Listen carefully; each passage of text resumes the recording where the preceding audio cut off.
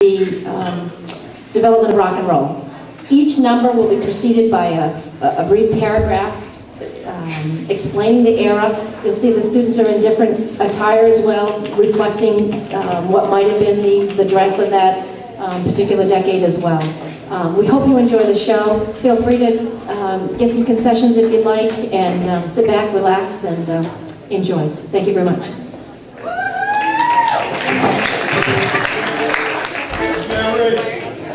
Okay.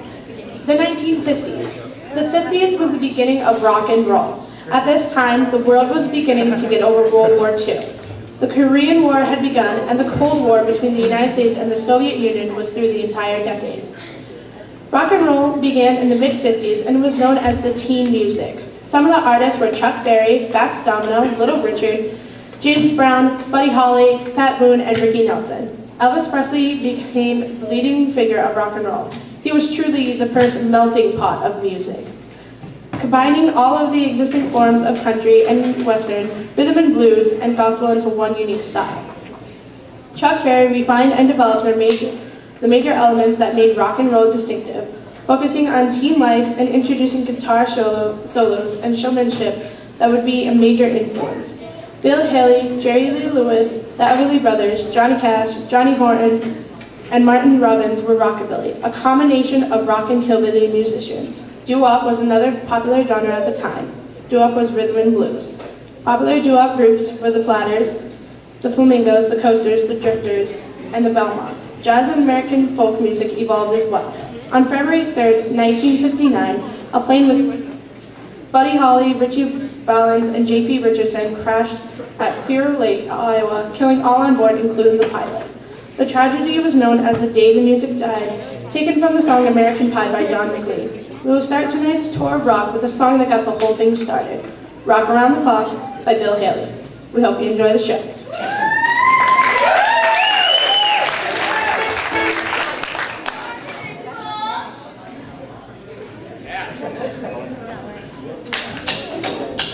One, 2, 3 o'clock, 4 o'clock, rock. 5, 6, 7 o'clock, 8 o'clock, rock. 9, 10, 11 o'clock, 12 o'clock, rock. We're gonna rock around the clock tonight. Put your glad rags on, join me high. We'll have some fun when the clock strikes one. We're gonna rock around the clock tonight. We're gonna rock, rock, rock till broad daylight. We're gonna rock around the clock tonight. When the clock strikes 2, 3, and 4, if the band goes down, we'll yell more. We're gonna rock around the clock tonight. We're gonna rock, rock, rock till broad daylight. We're gonna rock around the clock tonight.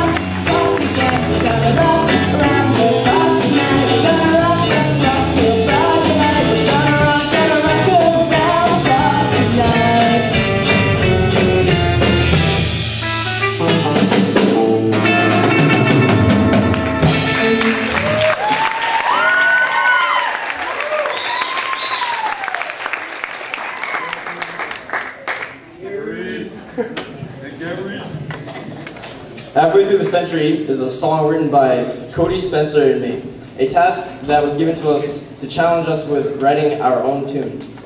Taking both the lyrical and musical style of Chuck Berry in the 50s, we were able to write a song telling a story of how rock and roll evolved throughout this decade. It speaks of how teens were becoming rebellious and how the parents hated the new rock music. With a 12 bars, blues progression, and fast rocking solos, the song would take a person back to a more innocent time when rock and roll was young, but was beginning to make its stay in music. So here's Halfway Through the Century.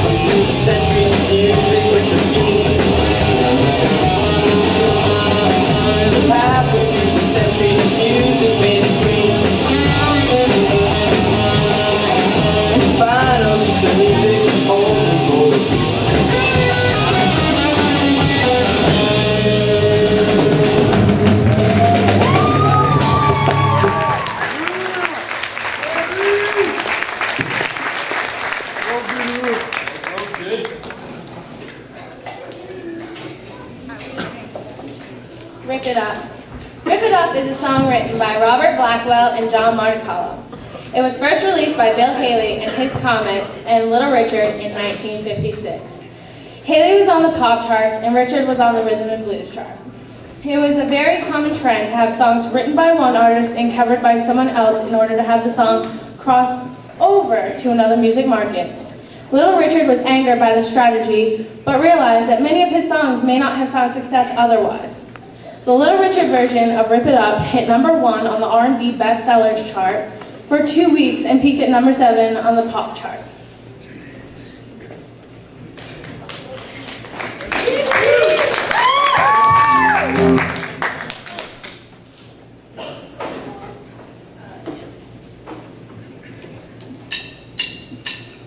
Saturday night and I just got paid. All about my money, don't try to save. My heart says go, go. Halftime of Saturday night and I feel fine. Gonna rock it up. I'm gonna rip it up.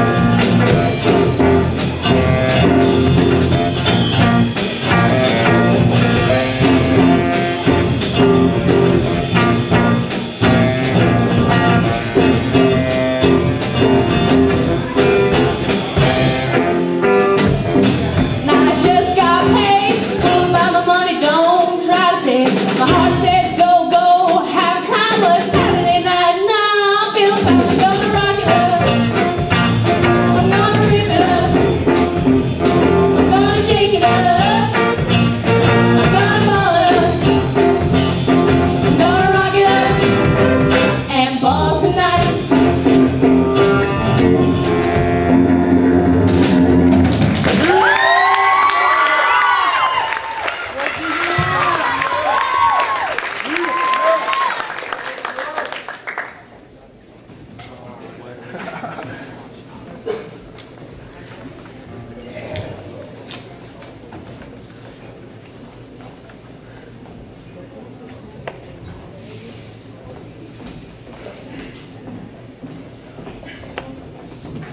Susie Q was written by Dale Hawkins in 1957. The song was later covered by the band Creedence Clearwater Revival.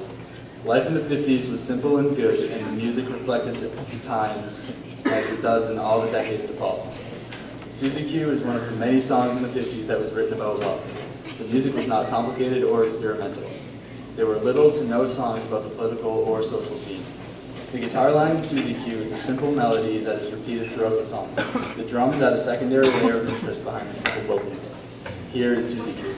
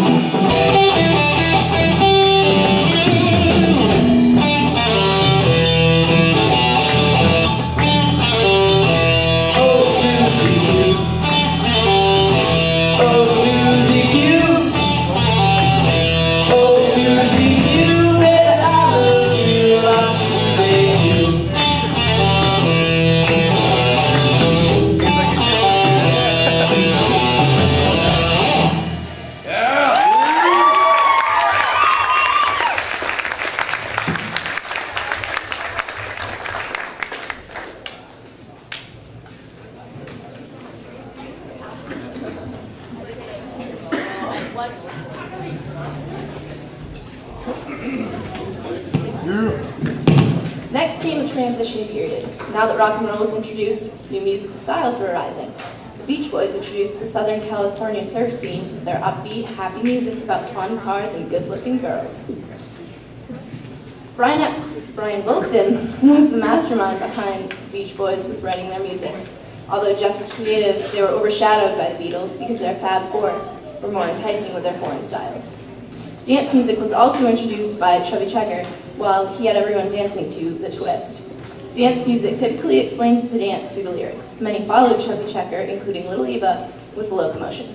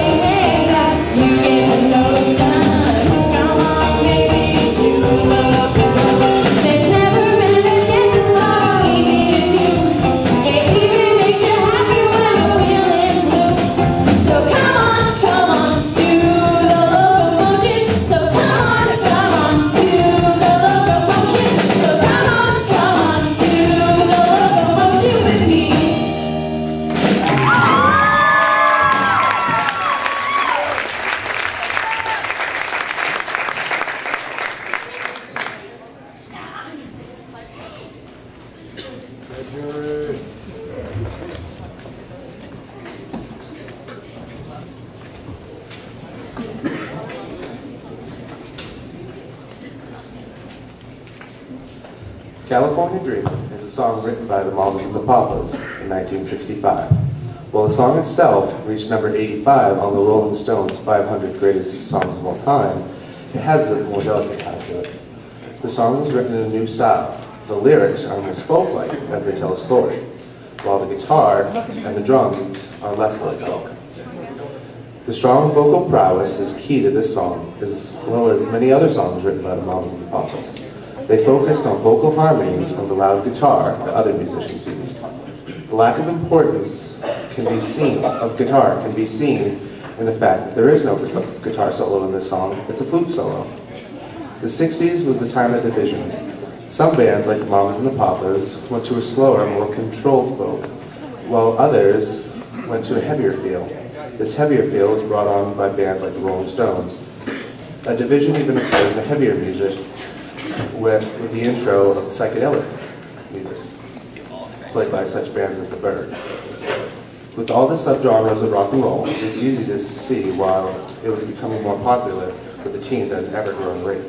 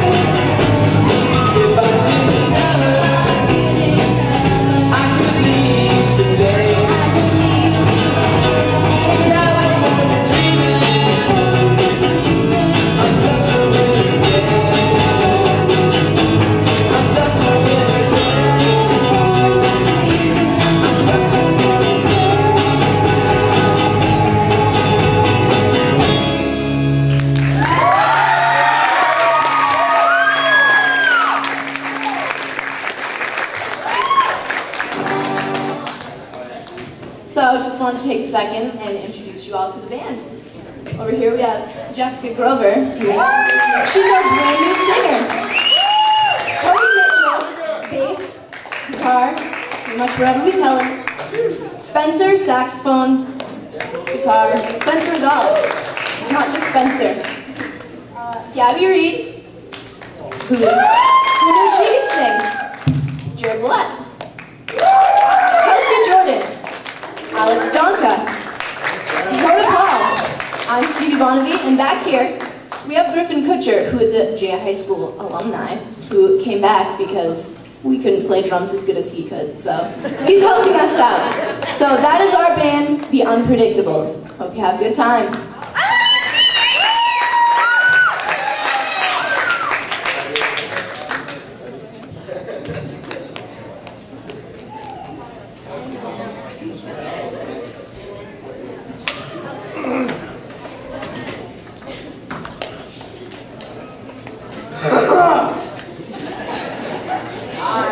To say that the Beatles were anything but complete revolutionary geniuses would be your understatement.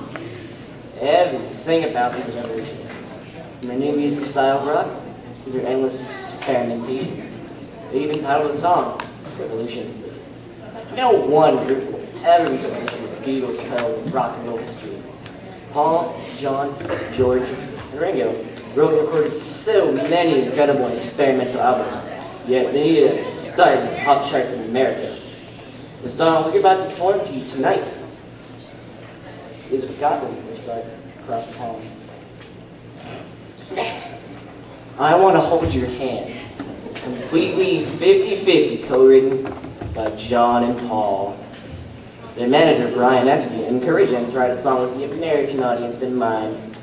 And I Want to Hold Your Hand was exactly what they had. They recorded the song in 1963 at Abbey Road Studios and soon made history with the ever-catching tune. The four young musicians were trendsetters in other ways as well. Their Beatle haircut and fashion sense became incredibly popular in the 60s. Their accents were found charming by everyone whose ears heard them. Despite their clean image, the Beatles took drugs. Their drug tricks inspired so many of their songs and experimental behavior. Who knew such a song would win the hearts and ears of millions? Who knew that Beatlemania would take America by storm? Who knew four young, charming British gentlemen and their manager would change music forever?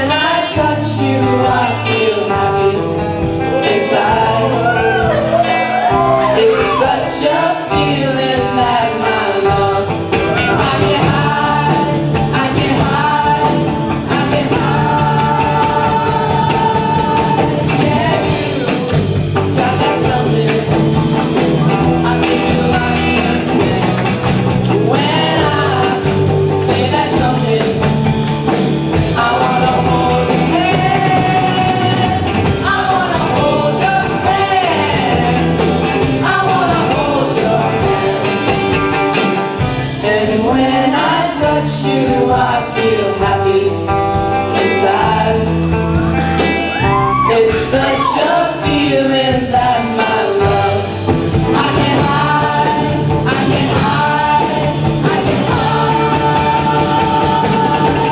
Yeah, you got that something I think you'll understand when I say that something. I wanna hold your hand, I wanna hold your hand, I wanna hold your hand, I wanna hold your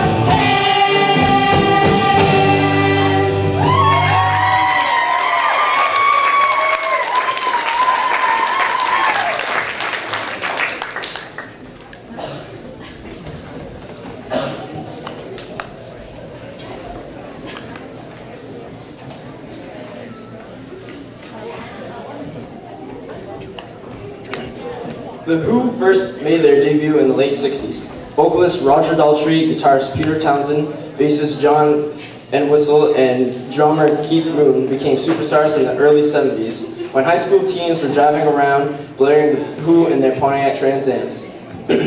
Making their own rock opera movie called Tommy, where Elton John is featured singing a famous song written by The Who called Pinball Wizard.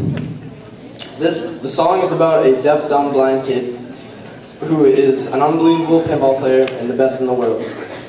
The Who has made a huge impact on the rock scene, and the group, though aged in personal years, played at this year's Super Bowl halftime show. The group's music remains timeless to rock fans. So here's Pinball Wizard.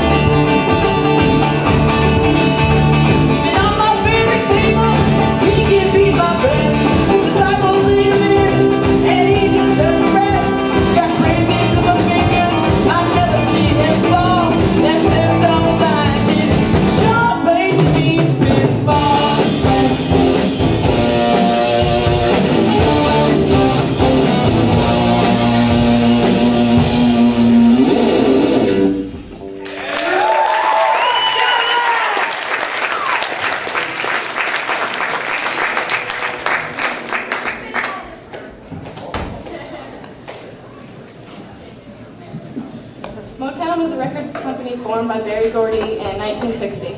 His second record company's name was Tamla Records. His first signed act was the Matadors, and he wrote and produced songs for them. They later became the Miracles, and the lead singer's name was Smokey Robinson. He became the vice president of the company and named his children Barry and Tamla in respect to Berry Gordy. The Temptations were a band that formed in Detroit, Michigan in 1960. They were one of the most successful acts to record for Motown Records. They included synchronized dance moves in their performance, as well as many other Motown artists. Their genre included R&B, doo-wop, funk, disco, soul, and adult contemporary, all famous sounds of Motown. Diana Ross, Smokey Robinson, Stevie Wonder, and the Temptations stayed with Motown from its early days, with the exception of Stevie Wonder, who recorded for other labels for several years. Diana Ross left Motown for RCA in 1981, but returned in 1989.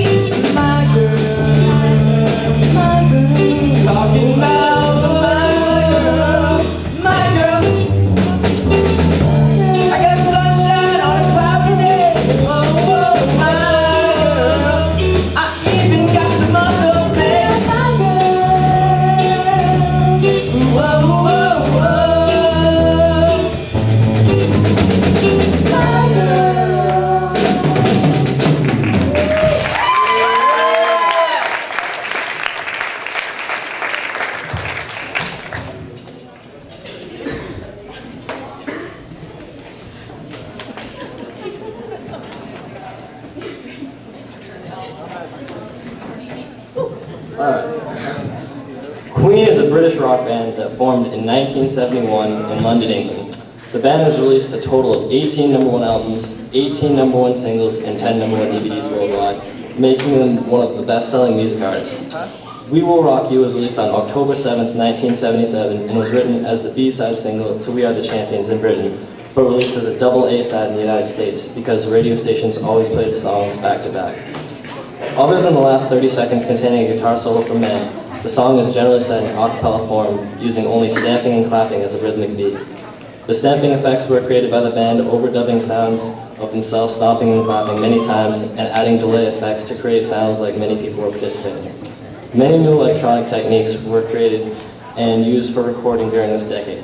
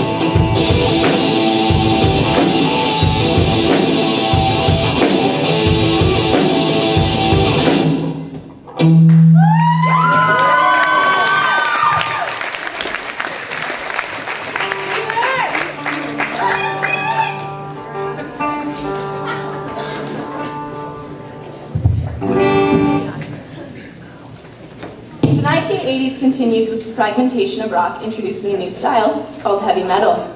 This new wave of music appealed to those whose self-image was a so-called angry, macho, anti-establishment rebel.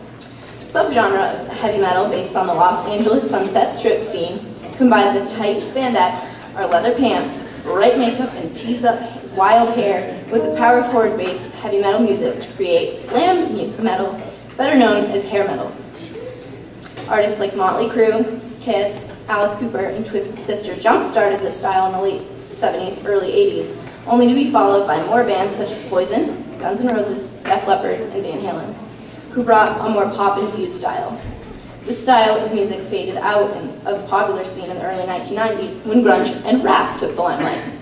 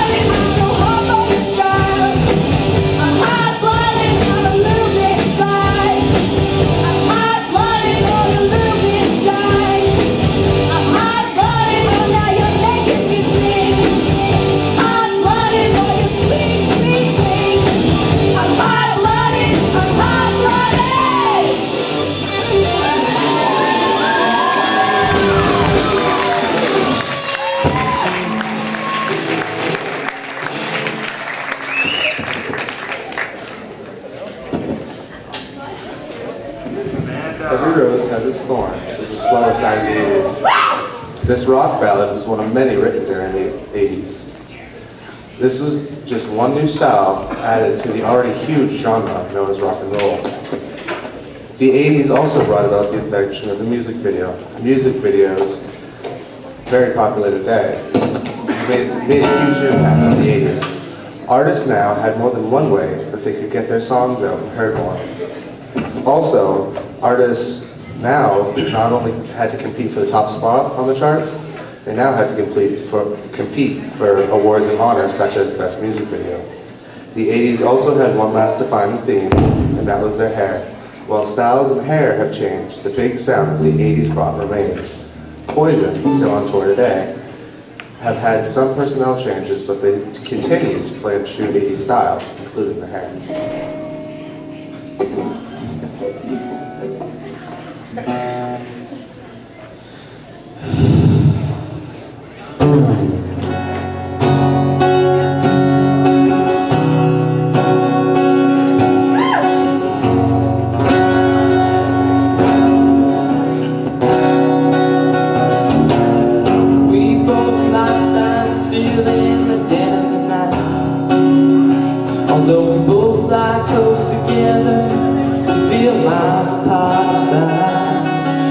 Something I said, something I did. Did my words not come out right? Though I tried not to hurt you, though I tried, but I guess that's why they say every rose has its thorn, just like every night has its dawn, just like every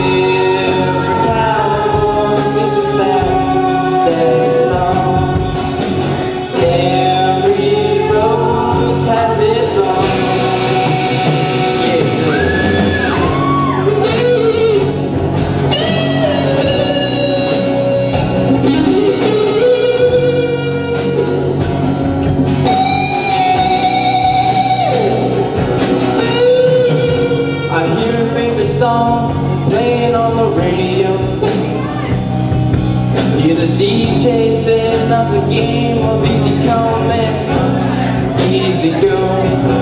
But I wonder, does he know? Has he ever felt like this? And I know that you would be here right now if I would let you know somehow. I guess every rose has its own, just like every night. It's done,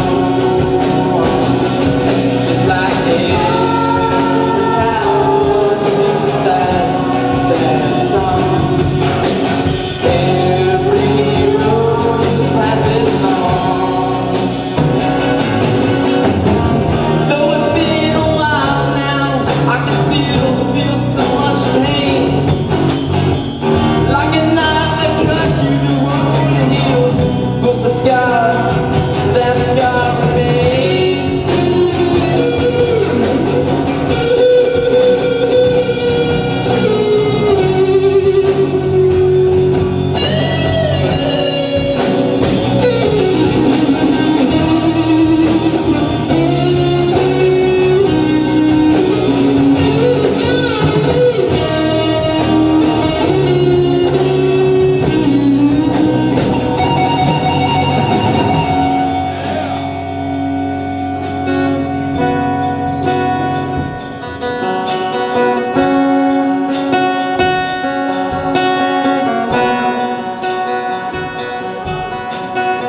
I know I could have said that love at 95, knowing what to say.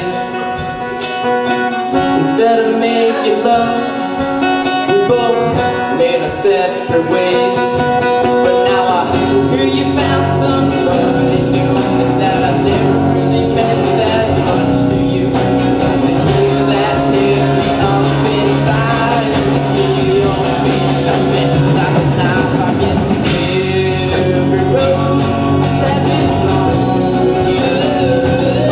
just like every night has its dawn, just like every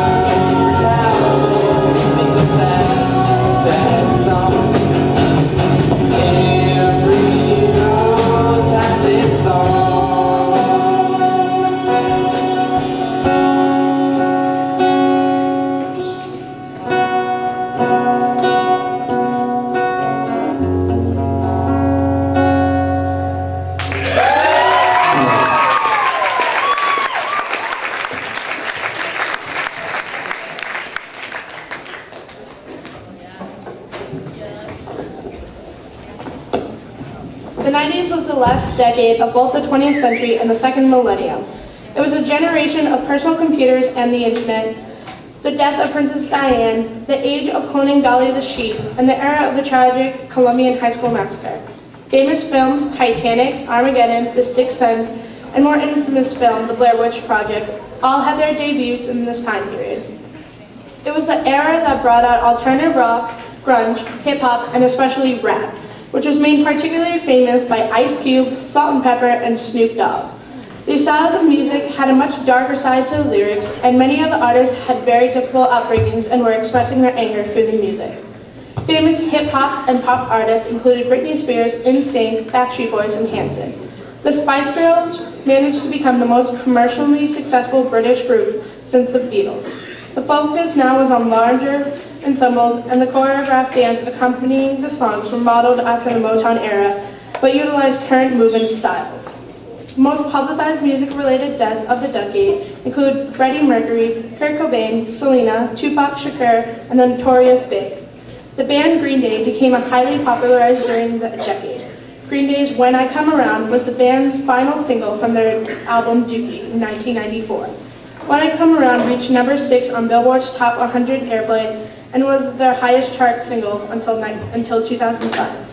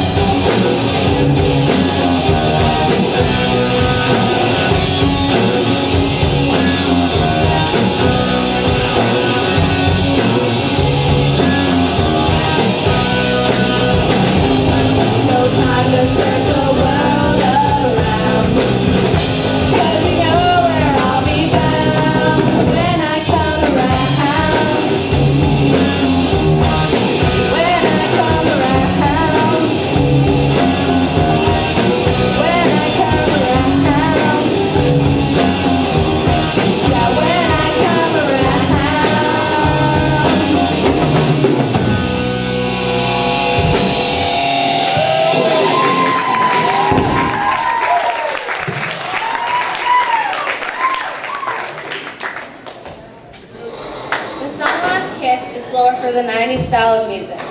The idea to cover Last Kiss came after vocalist Eddie Vedder found an old recording of the song at Fremont Antique Mall in Seattle, Washington. The song was originally written and recorded by Wayne Cochran and the CC Riders. Cochran was initially inspired to write Last Kiss after having lived near a dangerous highway where several accidents had occurred yearly. Last Kiss was dedicated to Jeanette Clark, who was killed in an accident along the several teens with their car was struck by a flatbed logging truck on the Saturday before Christmas in 1962. Last Kiss remains Pearl Jam's highest position on the Billboard Hot 100, ending up at number 2.